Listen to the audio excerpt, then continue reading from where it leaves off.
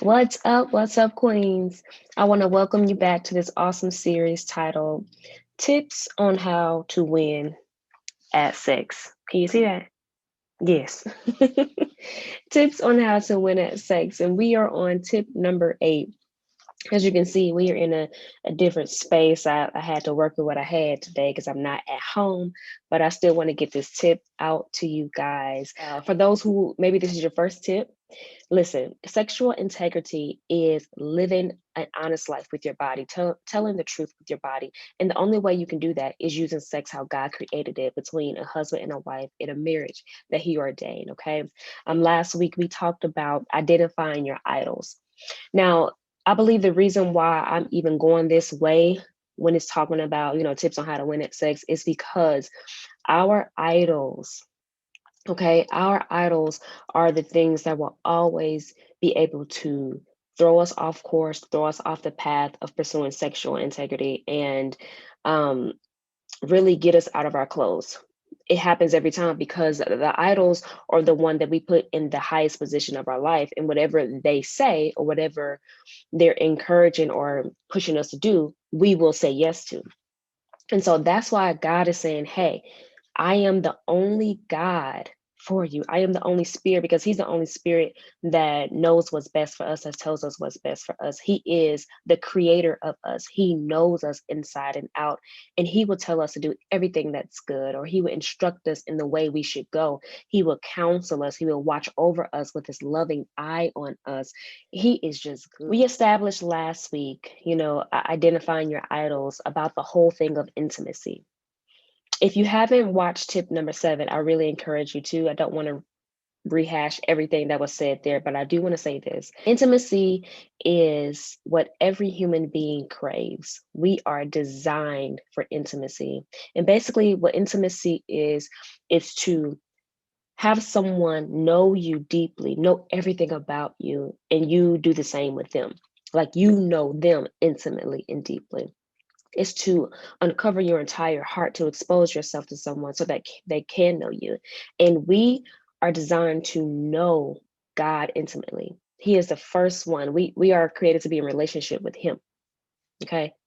Um, and when we allow something else to take that position, take that number one position to be intimate with, to get out all our desires met from, by default, because it's not God, it's always something lesser, and anything lesser throws us off course, off path of what we are created to do, what we are purposed to do. Okay. If it's not the spirit of God, it's a lesser evil spirit. And the only other spirit there is the devil, and he throws people off course, and whatever that he's telling us to put first in our life, whether it be money, whether it be a man, whether it be pleasure, comfort. I've identified some of my idols, which I've actually identified even more since the last time we talked about that. But whatever that is, it will slowly kill us because it that idol can't maintain us. It can't support us. It can't heal us. It can't feed us, because we are created by God. So we are supposed to stay in constant connection and communication and an intimate relationship with Him, because He's the only one that can help us, that can sustain us, that can keep us. Does that make sense? So anything in that position, you would die by it. You would die a slow death. And let me tell you, if you are putting a man before God, if you are seeking to for this intimacy with a boyfriend, like most young women are, you are dying inside. You are dying emotionally, spiritually. Okay. You may not know it, like you can't perceive it, but those feelings that you're feeling, those wars inside, that, oh my goodness, I just need him to do this and he's not doing that. He can't fulfill those intimate desires for you, to be deeply known, to be told what you are to do in this world. Just thinking of those things that happen between an intimate connection, to be told little things about you. When you're told things about you, it lights you up. Like when God was telling me my purpose, like you're called to do this, and this is why you act this way, and this is why you're so feely touchy, why you're so emotional. It's because I've designed you this way. It blew me away because it's like, wow, God, you put so much detail in creating me. and only he knows how I'm wired. A guide, no false idol, nothing lesser can tell you about you. And so this is why it's so important to dethrone those idols. Take the crown off of those idols. Take the power off, like destroy them, put it like that. Because these idols have control in your life right now. They have the ability to control you, or they have the ability to influence you. They have power in your life, and you got to dethrone them. This doesn't mean you can't pursue things, healthy relationships and stuff like that. Not at all. This is life. Like, we are called to be in connection with other people. We're called to pursue different things, but we are called to put God first. He is the one that is supposed to have the top ranking, the number one influence in our life. Okay. And so, yes, any idol in that, anything else in that position of God in your life will destroy you from the inside out. Okay. So, I just got a couple of notes that I'm gonna run through real quick. Like I said, my last video was like 30 minutes long. I'm gonna try not to do that today. Well, I can't because I got some ready to be. Okay. But a couple of telltale signs if you have made your boyfriend your idol. Let's just say this. If you are having sex with him, you have made him your idol. Because sex, God puts intimacy to be deeply known in sex. And by default, what you probably don't understand is you're looking to be known, you're looking to be intimate, and you're looking to sex to do that. Okay. You have put this boyfriend in place of God, and you'll never get true intimacy. Get you'll never be able to know yourself or know that person, because he's not the one to tell you who you are or to fulfill that desire for you. Okay. If you feel like you can't live without this guy, and I know there's so many things that could be an idol, but I think I'm just going to keep it on this boyfriend thing. Okay. Because that is our main issue right now. And that was my issue for many, many, many years, from 15 to 24. So that's almost 10 years. Okay. If you feel like you can't live without him, you have made him an idol. If you put whatever he says above everyone else, his voice is the number one voice. His boyfriend is God in your life, and everything you do is dependent upon him. I've lived it and I see it. I'm seeing it right now at in my life, with people where I work, young women. I see it, and it's just, you can't do nothing but encourage them, or you want the best, but they gotta learn. They gotta see it for themselves. And if they want to stay in idol worship and be, tugged and pulled by everything this dude say and think, that's what they'll be. But this is what happens when you put this guy first. His what he says, what he thinks, you will be pulled and tugged wherever he goes. So if he's mad, you feel mad. I just did a little break dance. But if he's mad, you feel mad. If he's down, you feel down. If he's up, you happy. we having a good day today. Post it on Instagram. But if he mad, if something wrong with him, there's something wrong with you. That, ladies, is some of the worst feelings. It's called unstableness. It's called living in a whirlwind. You just don't know if you're coming or going. Because when you put an idol, when you put a human being as your idol, as your God, a man, a boyfriend, you are at the mercy of him. Like, humans are fragile. We come up and down. We don't know. We got to turn to the same God. And so you are literally his puppet. He's pulled the strings and you just go wherever. That's emotional hell. I know it because I've lived it. I lived unstable for years, for more than 4 years. But I lived in such unstableness to the point to where I wanted to commit suicide. To the point to where I didn't understand what was going on, but I felt it because there was a war going on. God was calling me. His spirit was calling me to him, but I was letting a lesser spirit, pull me. So God is calling me, but I'm going this way.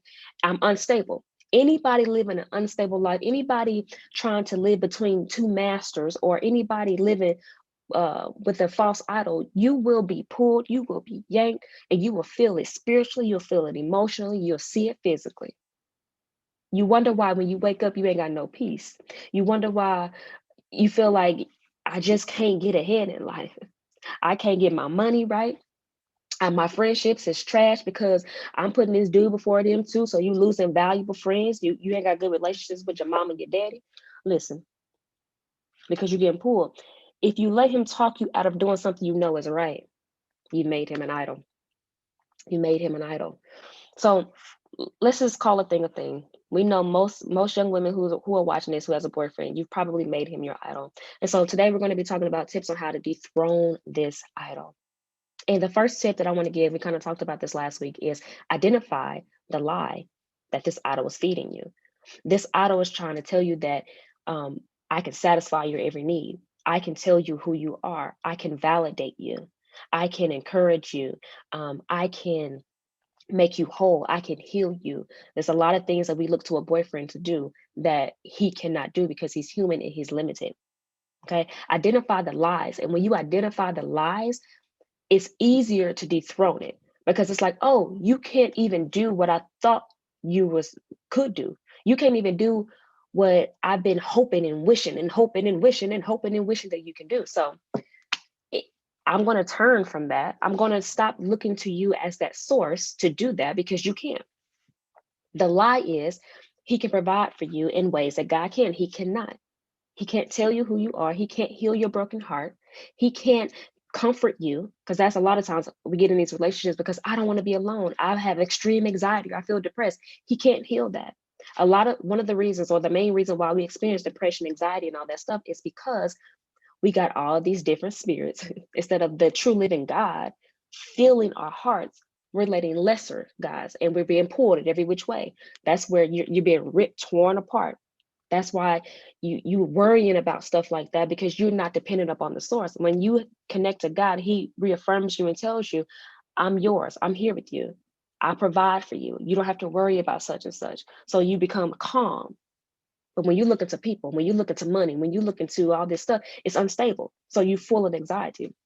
So identify the lie, okay?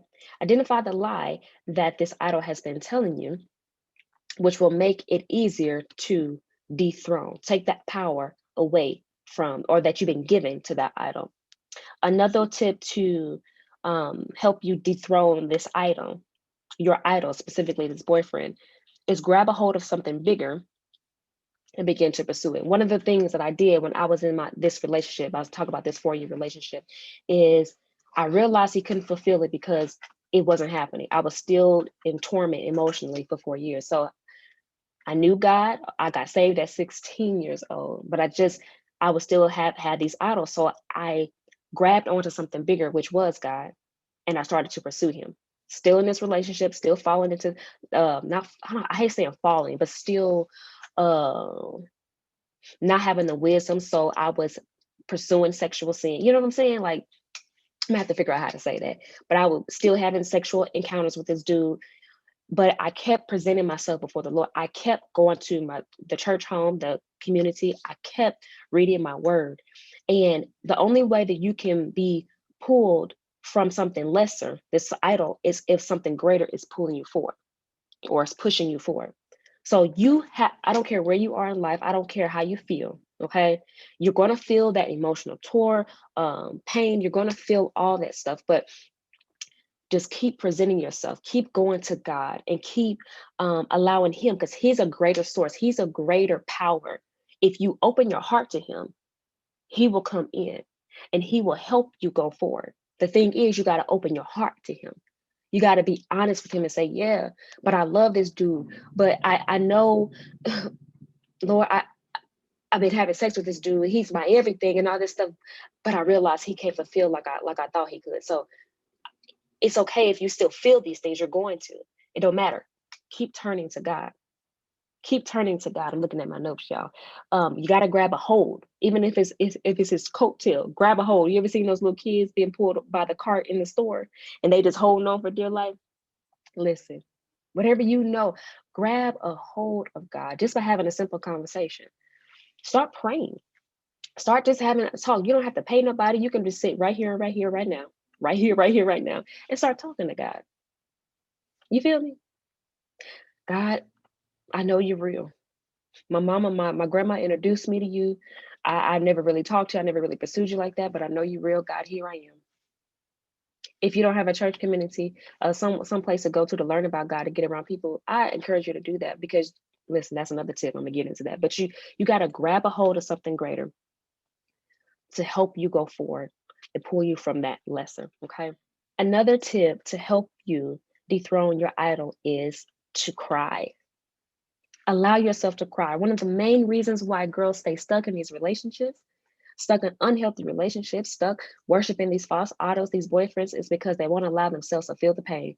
I heard a young queen, shoot, I say 30 something. She's still young in my book, but a queen tell me she hurts with them and she hurts without them. It's painful to be in a relationship with them, but it's painful to be without them. Yeah, it is. Because it's always painful to tear yourself away from what you think is your life, what you think is your source. Yeah, it is. But like I talked about previously in tip number 7, identify your idols. That pain that you're going to feel when you tear away from that lesser God, that false idol, is temporary. Think about it. Compare the pain you've been experiencing, the emotional turmoil that you've been experiencing, the spiritual uneasiness, the spiritual craziness that you've been experiencing for I don't know how long. 4 years, mine was 4 years. Sure, if you want to think about all the guys I've been with, it's almost 9 years. Compare that to breaking up from this guy. The pain, listen, the pain that you experienced with all those years, that's more compared to the pain that you're going to experience when you break up. I was in pain with that guy for 4 years. Took me about 6 months to get over, to stop really crying and trying to catch my breath. Listen, when I went through it, I'm like, oh man, that's it. Now I can heal now. Whew. Now I can stop crying now. Whew. Now I can go forward now. But you got to get through that initial shock of like, oh, it's painful. Yes, it's going to be painful. It's painful for any and everybody. Every woman has to go through this if they made a God their idol. But you got to allow yourself to feel it. Don't run to another dude, okay? Because you're just going to do the same thing. You're just going to make him an idol. This is what I see. The cycle continues for so many women. You're just going to make him an idol. And then the cycle continues. And then, listen, you're still broken. You still have no peace. Cry. I cry. I allow myself to cry. I kept calling him. We broke up. I kept calling him, trying to go back. Because you may go through that, trying to go back. But you know what? I kept allowing that greater to pull me forward. And I kept allowing myself to cry. And I kept saying, ain't nothing here anyway. I was just trying to satisfy my emotional pain that I was feeling. It's going to happen. You're ripping apart from something you thought was your God. It's going to happen. But when you rip yourself from the lesser God, that's why you have to turn yourself to the greater God. And I'm going to talk about how to do that. Turn yourself to the greater God, because he's the one who's going to heal you. But you got to detach so that you can attach. Listen. I didn't even know we was gonna go this way in this series, but I'm glad we are. Shout out to all you queens whose lives are going to be changed by this. Okay. While you're crying, this is what I want you to do. Talk to God and tell him everything. I mean, open your heart to him. This is real intimacy. Intimacy means to open your heart and to feel, to allow someone to see all of you. And this is the thing, you've never practiced doing that with God. You've practiced doing that with a lesser God, with an idol, with a boyfriend, and you realize he can't handle the truth of you. He can't handle the complexity of you because he didn't create you. Now that you're turning to the one who did, he ready. He here. He's saying, Queen, my daughter, my beautiful, precious baby girl, I've been waiting for this day. So as you're crying, turn to God. This is what it looked like. God, my heart is so broken. God, I gave this dude my everything. God, I'm so angry. God, I feel like I'm dying. My life is in shambles. God, I ain't got no money. God, I don't know where I'm going to live. God, that's intimacy. God, who are you? Where are you? God, but I know you're real. You gotta be real. You listening to me. I know you're real. Expose how you really feel, because he's the only one that can take those raw feelings and emotions and thoughts and shape it and mold it and heal it and help you process. This is called intimacy. Turn to him. Be intimate with him. Because here's the thing. I want to share this scripture with you. Hold on, it's on my phone because I'm going to have to go here very soon. Proverbs 1. verse 23. It says, repent in my rebuke, then I will pour out my thoughts to you. I will make known to you my teachings. Okay. He says, if you repent, meaning if you turn your path from that false idol, turn to him, turn from the false God to the real God at his rebuke, at his, as him saying, like, hey, that's wrong, don't do that. Then he says, I will pour out my thoughts to you. I will make known to you my teachings. Then he'll make known to you how to heal your heart.